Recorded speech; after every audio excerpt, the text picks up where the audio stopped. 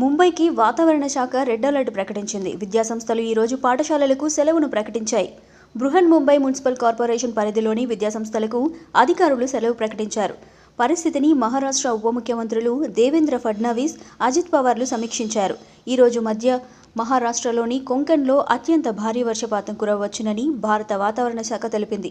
ఈ మేరకు రెడ్ అలర్ట్ను జారీ చేసింది. ముంబైలోని ప్రాంతీయ వాతావరణ కేంద్రం ఈరోజు ఆర్థిక రాజధానికి రెడ్ అలర్ట్ను ప్రకటించింది.